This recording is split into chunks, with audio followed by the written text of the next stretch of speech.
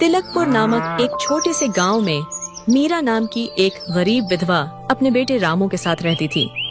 पति की मौत के बाद मीरा को जीवन में काफी कुछ सहना पड़ता है, लेकिन वो कभी हिम्मत नहीं हारती है। माँ, मुझे बहुत भूख लगी है। भूख के मारे मेरी जान निकली जा रही है। कुछ खाने को दो ना। रामू मेरे बच्चे, हिम्मत रख, मैं अभी तेरे लिए कुछ खाने को लाती हूँ। लेकिन माँ, घर में तो कुछ भी नहीं है। फिर तुम कहाँ से लाओगी मेरे लिए खाना?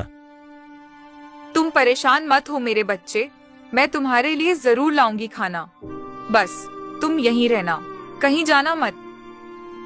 ठीक है माँ, मैं यहीं तुम्हारा इंतजार कर रहा हूँ। मीरा रामू से खाना लाने की बात कहकर गांव की ओर बढ़ती है। मैंने रामू से खाना लाने का वादा तो कर लिया है, लेकिन अब मैं अपने भूखे बच्चे के लिए खाना कहाँ से लाऊं? हे भगवान, मेरी मदद कर।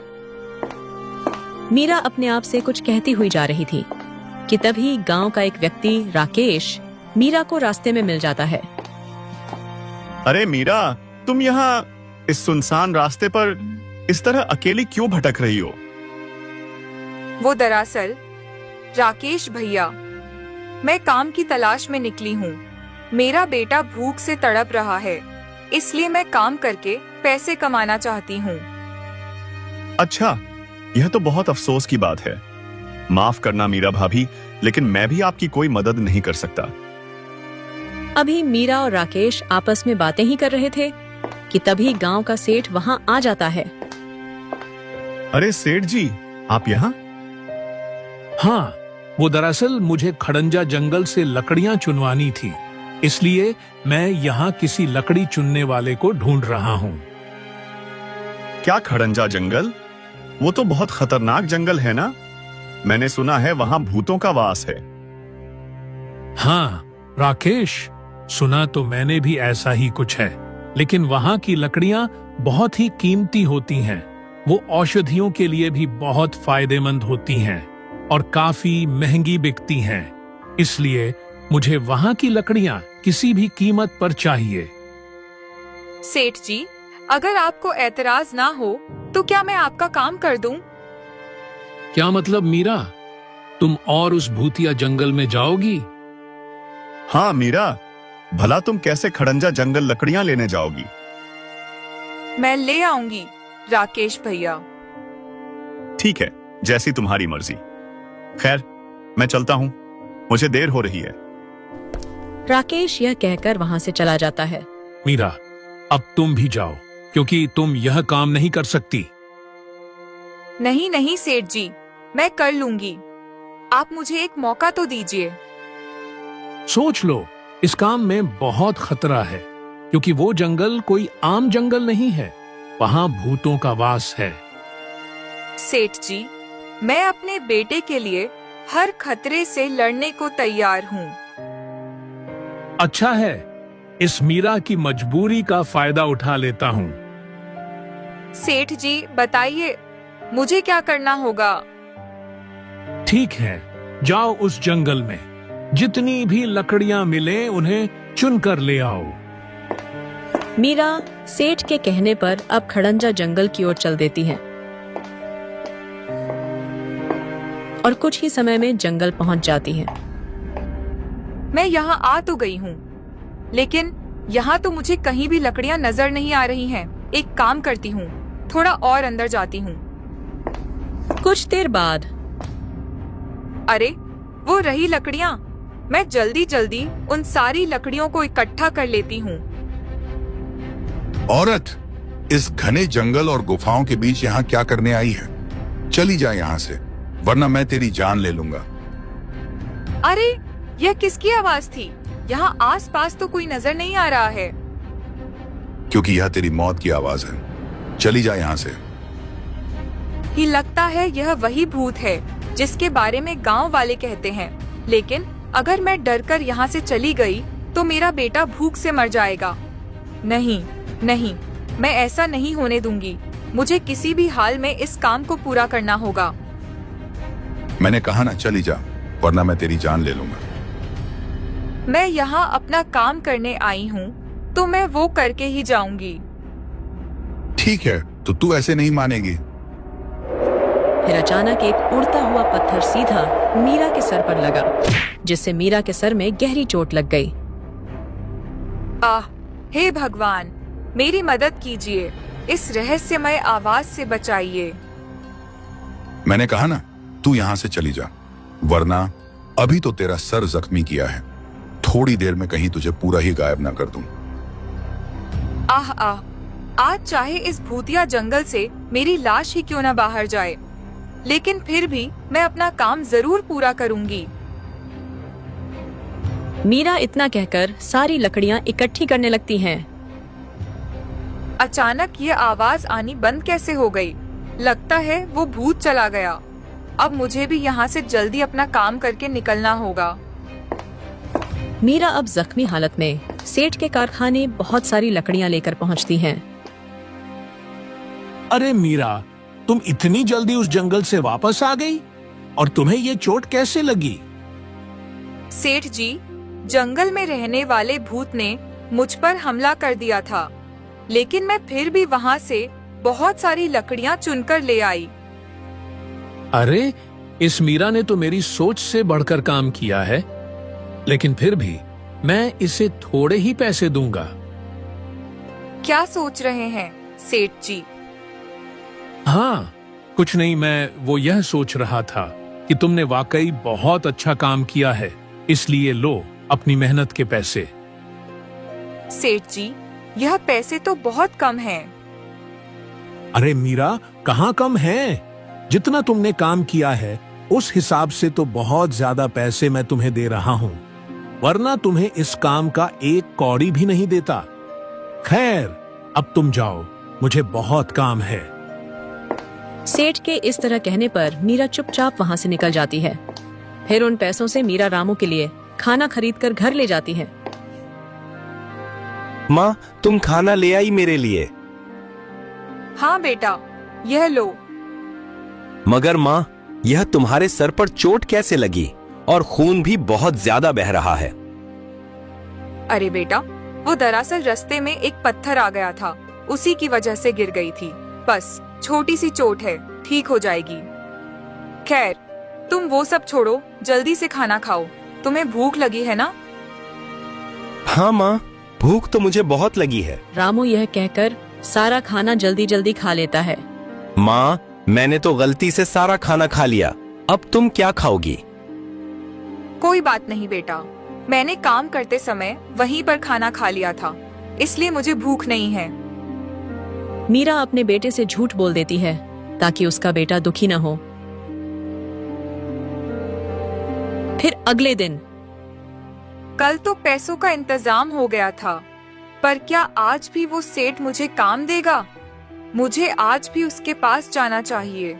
हो सकता है आज भी उसके पास मेरे लिए कोई काम हो। मीरा यह सोचते हुए सेठ के पास जा ही रही थी कि तभी रास्ते में उसे गांव का एक आदमी लल्लू मिलता है। अरे मीरा भाभी, आप कहाँ जा रही हो? लल्लू भैया, वो मैं सेठ जी के यहाँ जा रही थी, काम पर। अच्छा अच्छा, वैसे भाभी, आप उस सेठ के यहाँ क्यों काम कर रही हो? लल्लू के पूछने पर मीरा उसे सारी बात बताती है। मीरा भाभी, अगर आपको ऐतराज ना हो तो आप मेरे यहाँ भी काम कर सकती हो। कैसा काम लल्लू भैया? भाभी, आपको बस मेरे घर के सारे घरेलू काम संभालने होंगे, बाकी किसी चीज की चिंता मत कीजिए। आपके हर काम का पूरा पैसा मैं समय पर देता रहूंगा। बस आपको मेरे घर का काम देखना है और कुछ नहीं। लल्लू की बात सुनकर मीरा मन में सोचने लगती है। उस सेठ के यहाँ इतनी मेहनत और भूतिया जंगल में काम करने से अच्छा है मैं लल्लू भैया के यहाँ काम कर लूं। क्या हुआ भाभी, क्या सोच रही हो? अगर नहीं कर सकती तो कोई बात नहीं, मैं किसी और को इस काम के लिए ढूंढ लूंगा। वैसे भी यहाँ काम करने वालों की कमी नहीं है। अरे नहीं नहीं लल्लू भैया, ऐसी बात नहीं है। मैं आपके यहाँ काम करने को तैयार हूँ। ठीक है, तो फिर चलिए। कुछ देर बाद दोनों घर पहुंच जाते हैं। अरे राधा, ओ राधा। जी मोनू के बापू, बताइए क्या बात है। राधा, तुम मुझसे बहुत दिनों से कह रही थी न कि मैं घर में किसी को काम पर रख लिया जाए, तो देखो आज मैं तुम्हारे लिए एक काम वाली ले आया हूँ। और मीरा भाभी आज से हमारे घर का सारा काम कर देंगी। अच्छा, ये तो आपने बहुत अच्छा किया है। तो मीरा भाभी, आज से सारा काम आप संभाल लीजिए। जी राधा बहन, आप चिंता मत कीजिए, मैं आपको शिकायत का कोई मौका नहीं दूंगी। हाँ, मिलना भी नहीं चाहिए। खैर, अब काम पर लग जाओ आप। मीरा पूरी मेहनत के साथ घर का काम करने लगती है, लेकिन उसकी पत्नी राधा उसकी बेबसी और लाचारी का फायदा उठाने लगती है। आज तो मैंने इस मीरा से बहुत सारा काम करवा लिया। एक काम करती हूँ, पानी भी और भरवा लेती हूँ। वैसे भी उस बेवकूफ औरत से चाहे जितना काम करवाऊं, कौन देखने आ रहा है यहाँ। मीरा भाभी, ओ मीरा भाभी। जी राधा बहन, क्या हुआ? घर में पानी खत्म हो गया है, कुएं से पानी भर कर ले आओ। राधा बहन, मैं तो सुबह ही कुएं से बहुत सारा पानी लेकर आई थी। इतनी जल्दी कहाँ गया सारा पानी? खत्म हो गया होगा। वैसे भी घर में इतने सारे काम होते हैं। अब जल्दी जाओ और पानी भर कर ले आओ। पर राधा बहन, अब तो रात होने वाली है। रामू मेरा इंतजार कर रहा होगा, इसलिए मैं अपने सारे काम निपटा कर घर जा रही थी। भूलो मत मीरा भाभी कि आज अगर मेरा पति तुम्हें काम पर नहीं रखता तो इस समय तुम और तुम्हारा बेटा भूखे मर रहे होते। अब चुपचाप से जाओ। जी ठीक है बहन, अभी जा रही हूँ। और हाँ, ध्यान से, यह मटका मैं आज ही नया लाई हूँ, इसलिए टूटना नहीं चाहिए, वरना अपने अंजाम की जिम्मेदार तुम खुद होगी। मीरा राधा की धमकी भरी बातें सुनकर चुपचाप कुएं के पास जाती है। इससे पहले कि अंधेरा हो जाए, मैं जल्दी से इस कुएं से पानी भर लेती हूँ। पता नहीं रामू ने कुछ खाया होगा भी या नहीं। इतना सोचकर मीरा मटके में पानी भरने लगती है। मीरा मटके में पानी भरकर जैसे ही घर जाने के लिए कदम बढ़ाती है, वैसे ही अचानक उसके हाथ से मटका गिर जाता है। हे भगवान, अब क्या होगा? यह मटका तो फूट गया। अब राधा बहन मुझे नहीं छोड़ेगी। हे भगवान, अब मैं क्या करूं? मीरा फूटे हुए मटके को देखकर घबरा जाती है। अरे यह क्या? इस मटके के पानी में यह चाबी कैसी है? जब मैं यह मटका घर से लाई थी तब तो यह खाली था, फिर यह चाबी इसमें कैसे आई? शायद यह कुएं के पानी के साथ आ गई है, लेकिन अब मैं क्या करूं? मीरा यह सोचते हुए चाबी अपने पास रख लेती है और फिर उस टूटे मटके को लेकर राधा के पास जाती है। यह क्या किया तुमने मीरा भाभी? मेरा नया मटका तोड़ दिया। मैंने कहा भी था कि यह आज ही नया लाई हूँ। मुझसे गलती हो गई राधा बहन, मुझे माफ कर दो। नहीं, यह तुमने जानबूझकर किया है। मैं बहुत अच्छे से जानती हूँ तुम जैसों को, लेकिन मैं भी अपनी बात की पक्की हूँ। तुमने मेरा नुकसान किया है तो सजा तो मिलेगी इसकी। मैंने सच में जानबूझकर नहीं किया राधा बहन, गलती से हाथ से मटका छूट गया था। तो इसके पैसे कौन देगा? तुम्हारा स्वर्गवासी पति। तुम्हें तो मैं अभी मजा चखाती हूँ। राधा जलते चूल्हे से लकड़ी निकालकर मीरा के हाथ पर रख देती है। राधा बहन, ऐसा मत करो, मुझे बहुत दर्द हो रहा है। छोड़ो मुझे, भगवान के लिए मुझे छोड़ दो। ये तो पहले सोचना चाहिए था ना, जब मेरा नुकसान कर रही थी। अब तुम्हारी सजा ये है कि इस मटके के पैसे तुम्हारी तनख्वाह से काटे जाएंगे। अब जाओ यहाँ से, और हाँ, कल काम पर जल्दी आ जाना। मीरा दर्द से कराहते हुए और आंखों में आंसू लिए अब घर पहुंचती है। माँ, आज आपने आने में बहुत देर लगा दी। हाँ बेटा, वो दरअसल आज काम ज्यादा था ना, इसलिए मुझे आने में देर हो गई। अच्छा माँ, पर माँ, ये आपका हाथ कैसे जल गया? अरे कुछ नहीं बेटा, वो खाना बनाते समय थोड़ा सा जल गया, लेकिन तुम चिंता मत करो, बहुत थोड़ा सा जला है, जल्दी ठीक हो जाएगा। माँ, जब मैं बड़ा हो जाऊंगा तो आपको कोई काम नहीं करने दूंगा। मेरा राजा बेटा अपनी माँ से कितना प्यार करता है। और फिर कुछ साल इसी तरह बीतते हैं और रामू थोड़ा बड़ा हो जाता है। मीरा पहले की तरह ही सबके घर का हर छोटा बड़ा काम करती है, लेकिन सब उसे अपने मतलब से इस्तेमाल करते हैं। एक दिन, बस बहुत हो गया, अब और नहीं। मैं अपनी माँ को इस तरह लोगों के बीच बेइज्जत होते नहीं देख सकता। वो बचपन से ही मुझे पालने के लिए कितने कष्ट उठा रही हैं। नहीं नहीं, अब मैं खुद कोई काम करूंगा। अरे रामू बेटा, तू यहाँ बैठा क्या सोच रहा है? कुछ नहीं माँ, मैं बस यह सोच रहा था कि तुम मेरे लिए और कितना बलिदान दोगी। अरे पगले, इसमें बलिदान की क्या बात है? तू मेरा इकलौता बेटा है, तेरे लिए इतना भी नहीं करूंगी तो फिर किसके लिए करूंगी? चल अब जल्दी से यह खा ले, फिर मुझे काम पर जाना है। मीरा रामू को खाना खिलाकर अपने काम पर चली जाती है, जबकि रामू भी अब काम की तलाश में घर से निकल पड़ता है। मैं घर से निकल तो आया हूँ, लेकिन मैं काम क्या करूंगा? और मुझे काम देगा कौन? हाँ, एक काम करता हूँ, जंगल जाकर लकड़ियां इकट्ठा करता हूँ, फिर उन्हें बाजार में बेचूंगा। रामू यह सोचकर अब जंगल जाता है। मैं तो इस जंगल में आ तो गया हूँ, पर यह समझ ही नहीं आ रहा कि कौन सी लकड़ी बेचने लायक है और कौन सी नहीं। फिर रामू उन्हीं में से अच्छी अच्छी लकड़ियां इकट्ठी करने लगा। तभी उसे रहस्यमय आवाज सुनाई देती है, वही आवाज जो पहले उसकी माँ को सुनाई देती थी। सुन बच्चे, जिन कदमों से यहाँ आए हो उन्हीं से लौट जाओ, वरना फिर कभी वापस नहीं जा पाओगे। हे भगवान, यहाँ तो कोई भूत है, अब क्या होगा? हाँ हाँ हाँ, चला जा, वरना मैं तुझे जान से मार डालूंगा। मुझे यहाँ से जाना होगा, इससे पहले कि कहीं ये भूत मेरी जान न ले ले।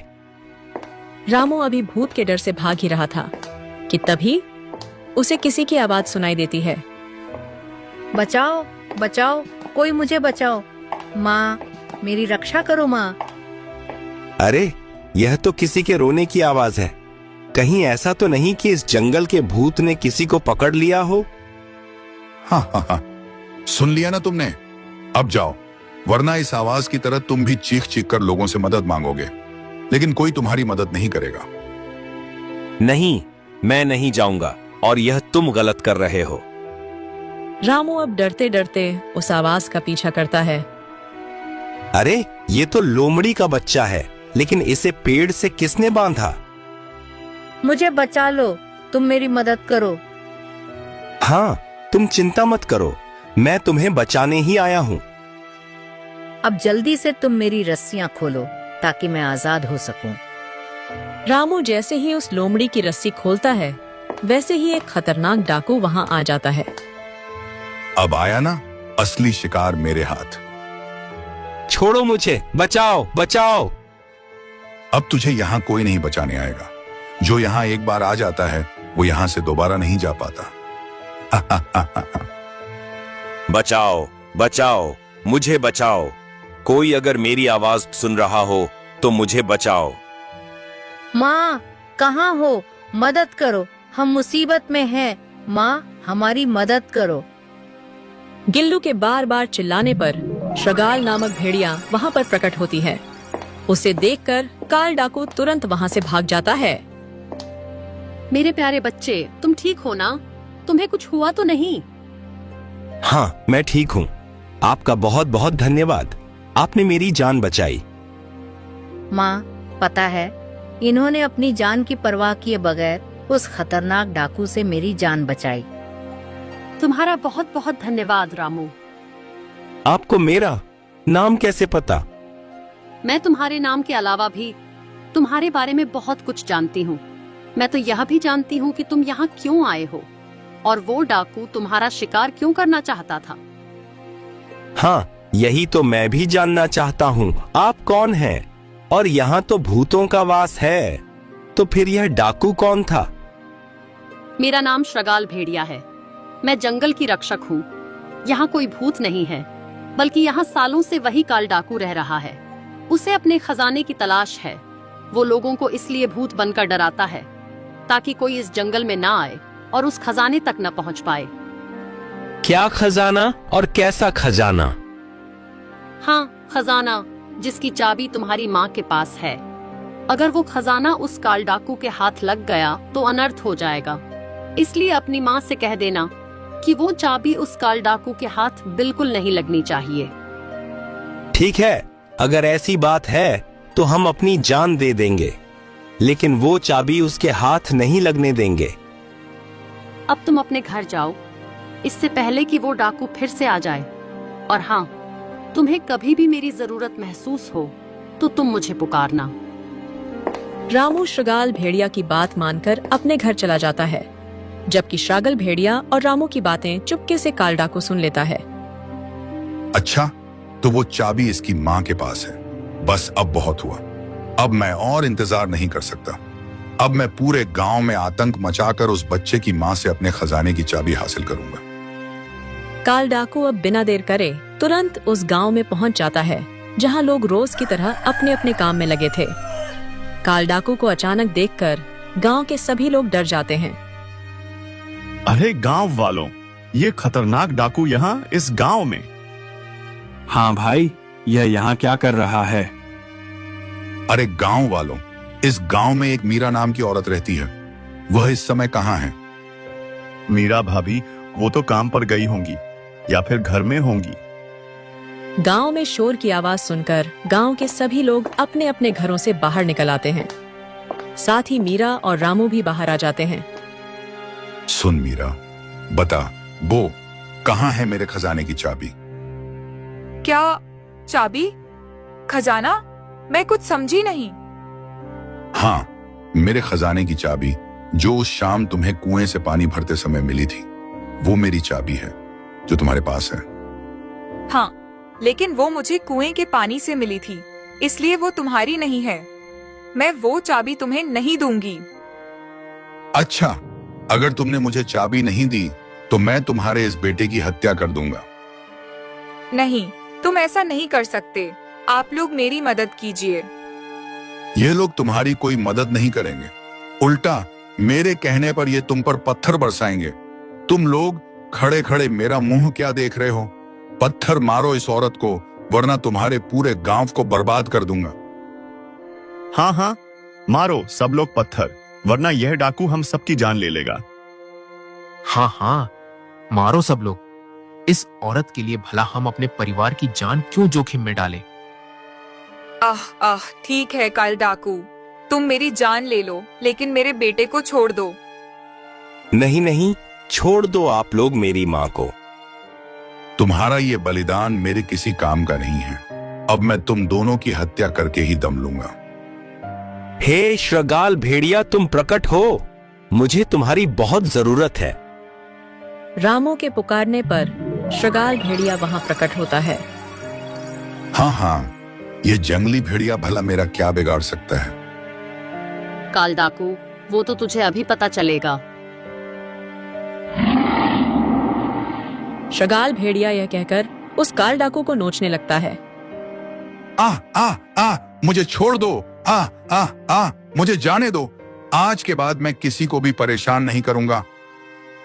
काल डाकू अपनी यह हालत देखकर घबरा जाता है और कहता है, मुझे छोड़ दो, मैं अब किसी को परेशान नहीं करूंगा। मुझे अपनी जान प्यारी है। मैं यहाँ से कहीं दूर चला जाऊंगा। इतना कहकर काल डाकू वहां से भाग जाता है। तुम सब गांव वाले बहुत मतलबी और बेरहम हो। तुम सबने अपने मतलब के लिए एक औरत की मजबूरी का फायदा उठाया। क्या कभी तुम लोगों ने ये सोचा है कि अगर यही हाल तुम्हारे और तुम्हारे परिवार का हुआ होता? कभी तुम सबने ये सोचा है कि एक अकेली विधवा औरत कैसे अपने बेटे को पाल रही है? हमें माफ कर दो मीरा भाभी, हम मजबूर थे। हाँ, हमें माफ कर दो, हमसे गलती हो गई। हम हमेशा अपने फायदे के बारे में सोचते रहे, कभी ये नहीं सोचा कि आपके ऊपर क्या बीतती होगी। हम सच में शर्मिंदा हैं, हमें माफ कर दो मीरा भाभी। मैं कभी आप सबको माफ नहीं करूंगा, क्योंकि आप सबने मेरी माँ की मजबूरी का फायदा उठाया है। माँ, आप मेरे लिए हमेशा बलिदान देती आई हैं, लेकिन अब नहीं। नहीं बेटा, ऐसे नहीं कहते। मैंने इन सबको माफ किया। और रही बात मेरे बलिदान की, तो एक माँ अपनी संतान के लिए कुछ भी कर सकती है।